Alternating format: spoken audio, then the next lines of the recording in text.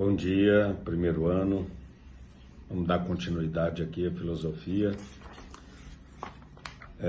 O módulo ainda é o módulo 1, capítulo 3, tá? Nós tínhamos terminado a filosofia moderna, agora é a chamada filosofia contemporânea. E ele acaba colocando uma dificuldade, um pouco de dificuldade para entendimento dessa parte da filosofia contemporânea, o livro de vocês. Então, por isso que eu quero que vocês prestem atenção conforme eu for lendo e eu for explicando, para ver se fica mais fácil de entender. Porque se nós analisarmos como uma divisão tradicional da história, os momentos, porque nós temos a pré-história, né? Aí a antiga, a média, a moderna e a contemporânea.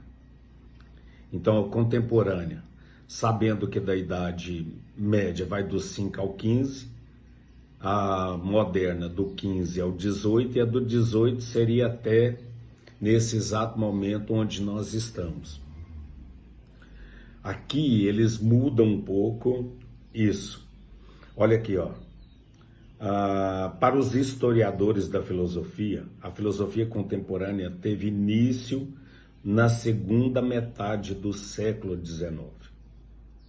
Então, enquanto a história ela pega divisão a partir do século XVIII, eles fazem essa análise, essa mudança. Deixa eu tentar mudar aqui, porque parece que está dando um reflexo, né?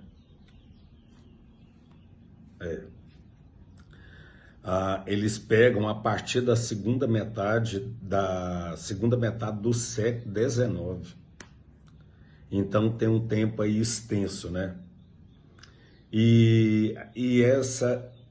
Eles então começam, então prestem atenção, ó, desde então desenvolveram-se diferentes escolas de pensamento, com destaque para filosofia analítica, fenomenologia, hermenêutica, existencialismo, pragmatismo, a teoria crítica, o estruturalismo e o pós-estruturalismo. Você vai ver que vai entrar nessa filosofia contemporânea todas essas linhas de pensamento. Então, mais uma vez, analítica, fenomenologia, hermenêutica, existencialismo, pragmatismo, teoria crítica, estruturalismo e pós-estruturalismo. Claro que nós não vamos ver isso tudo hoje, né? Mas nós vamos ver por parte, uma parte disso. Aí o autor ele coloca assim, ó, o século XX caracteriza-se em especial pela virada linguística na filosofia. Então ele vai falar que o que vai caracterizar muito é o modo de que maneira eles vão desenvolver, pela linguística na filosofia. Enquanto que no século XVIII e XIX foram marcados pela subjetividade e pela razão, no século XX eles transpuseram o centro do pensamento para a análise da linguagem. Não se esqueçam disso. Essa filosofia, chamada filosofia contemporânea, ela vem então para a análise da linguagem. Porque, segundo eles acreditavam e esperavam resolver os problemas, os principais problemas da filosofia, com essa nova análise da linguagem. Então, aquilo que era feito pelo pensamento racional, da subjetividade, agora eles veem dessa maneira. E deixa eu tentar melhorar, eu tô achando meio escuro, né? Mas vamos lá. Aí ele começa assim, cada uma dessas escolas relaciona-se com a linguagem sob diferente perspectiva. Na filosofia analítica e no positivismo, A base é a análise lógica das proposições objetivas. Então eles vão fazer uma análise lógica daquilo que a filosofia vai propor, a filosofia analítica. Então o que é que eles querem com esse momento? Eles vão mostrar aquilo que vocês até já estudaram. Tem alguns aí que são já conhecidos de vocês dessa filosofia contemporânea. E o foco mudou. Agora eles vão ter aquele foco. Ah, professor, então eles pararam de ver de maneira racional? Não, só que o foco agora é na linguagem. A razão agora vai voltar para a linguagem, não para a subjetividade, como era os anteriores. Olha aqui para vocês, só para vocês terem uma ideia. Ó, filosofia analítica. A filosofia analítica caracteriza-se pelo foco na lógica e na matemática e na linguagem científica, rejeitando o quê? A metafísica e a dialética. Ah, professor, isso eu tenho que saber? Tem, porque se caso caia alguma questão em simulado ou em vestibular, quando vocês forem fazer, precisa. Então, isso aí é uma característica da filosofia analítica, que é de qual tempo? Da chamada filosofia moderna. Então, olha aqui, caracteriza-se pelo foco na lógica, na matemática e na linguagem científica. E aí eles rejeitam o quê? Eles rejeitam a metafísica e a dialética. Olha aqui, opõe-se ao que foi chamado pelos filósofos dessa corrente de filosofia continental, que seria filosofia feita no Ocidente, no continente europeu. Busca tratar diretamente dos problemas filosóficos aplicando métodos lógicos de análise da linguagem. Então não tem como explicar essa parte. O que eles faziam o quê? A filosofia analítica, ela vai analisar a linguagem. Ah, professor, tem muitos filósofos que utilizaram essa linha. Tem, aqui ele cita aqui, ó, Bertrand Russell, Ludwig, Rudolf, Willard e Alfred. Esses são, principalmente esse Bertrand Russell, ele é uma das pessoas que mais chamam a atenção. Os outros, principalmente em prova, eles são bem menos mesmo. Aí agora nós vamos passar para uma outra linha, que é a fenomenologia e a hermenêutica filosófica. O que é a fenomenologia? A descrição, eu fui lá para eu pegar para vocês para tentar ficar mais fácil. Ó, descrição dos fenômenos na experiência manifestada aos sentidos humanos. Descrição dos fenômenos na experiência manifestada aos sentidos humanos. Daqui a pouquinho você vai entender. Então, os fenômenos que se manifestam, então, aos nossos sentidos, tá? E hermenêutica é a interpretação de textos filosóficos. Claro, porque o momento é o quê? Análise linguística, análise da linguagem. Então, tudo vai estar em volta a isso aí. Olha aqui, a fenomenologia tem como base o pensamento de Husserl, Edmund Husserl. É de 1859 a 1938, você vê que realmente é bem contemporâneo, é século XIX, século XX. Que a partir da análise da consciência, busca mostrar quais são as bases da experiência consciente. A partir da ideia de análise da consciência, busca mostrar quais são as bases da experiência consciente. Eu tenho uma experiência, eu vou fazer uma análise consciente daquela experiência que eu tenho. É só isso. Agora olha aqui, ó.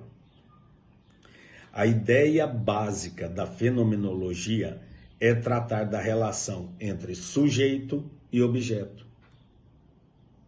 Então, a base deles é pegar o sujeito e o objeto no processo de formação do conhecimento. Então, estou eu enquanto sujeito e tem algo a ser estudado. Por isso que a descrição dos fenômenos é a experiência dos sentidos. Então, tem eu enquanto sujeito e tem o objeto. Aí, o que vai acontecer? Para eu conhecer, aqui ó, no processo de formação do conhecimento, para eu conhecer esse objeto, eu conhecendo o objeto. Então, isso aí é a parte da fenomenologia.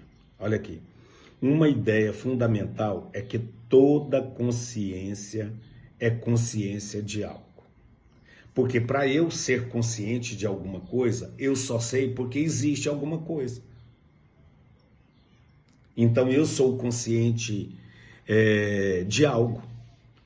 Para eu ser consciente é porque já existiu alguma coisa para eu ter certeza que eu sou consciente. Então é consciência de algo. Por isso que ele fala do sujeito e do objeto. Ó, mais uma vez. É que toda consciência é consciência de algo. Ao modo como a consciência se orienta para o objeto, Russell chamou de intencionalidade. Ó, toda consciência é consciência de algo. Ponto e vírgula. Ao modo como a consciência se orienta para o objeto. Então, quando eu pego a minha consciência, eu volto para o objeto, ele chama de intencionalidade. Por quê? Porque a minha intenção é de conhecer aquele objeto. Por isso que ele fala de intencionalidade. E aí tem seguidores dessa escola? Tem. Tem Heidegger, que é uma das pessoas mais conhecidas. Tem Sartre e Maurice. Principalmente Sartre e Heidegger, são os mais conhecidos dessa filosofia intencionalista, tá?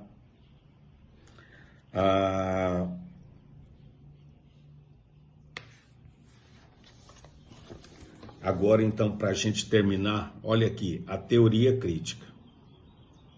A teoria crítica surge com os filósofos sociólogos da chamada Escola de Frankfurt. Isso aí eu acho muito bacana, essa Escola de Frankfurt, porque essa Escola de Frankfurt, ela vai fazer uma crítica muito grande, principalmente aquela linha de pensadores positivistas, que fala do progresso. E aí eles pegam essa Escola de Frankfurt, eles vão pegar e fazer uma crítica, fala que progresso é esse? Que progresso é esse que vocês dizem que tem o homem a partir do momento que ele tem ordem, ele atinge o progresso? Como que atingiu o progresso, sendo que está havendo guerras, destruições, revoltas? Isso é progresso? Então eles vão fazer uma crítica muito, quem é defensor dessa linha de pensamento. Então essa Escola de Frankfurt, ela vem para realmente desestabilizar isso. E eu acho fantástico, porque se a gente pensar, porque a linha positivista, ela assim, eu vou ser bem, resumir bastante, mas é assim, ó.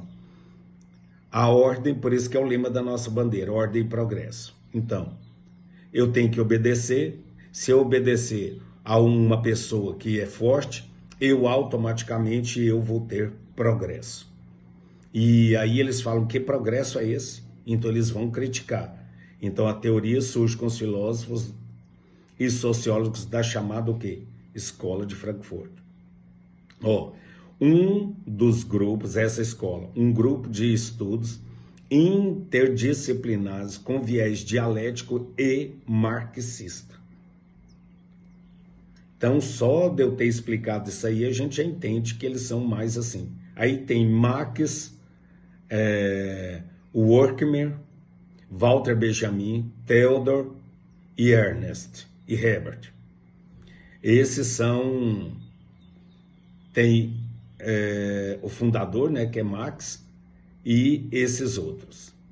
Já a segunda geração da teoria critica e caracteriza-se por uma retomada do pensamento de Kant, pela teoria da ação discursiva, defendida por Habermas. Um terceiro momento temos Hawkes, com a teoria do conhecimento e uma tomada de Hegel.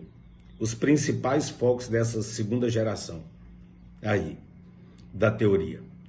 Os principais focos da teoria crítica são análise crítica da sociedade contemporânea e a consideração dialética, política e histórica dos problemas analisados e abordagem interdisciplinar.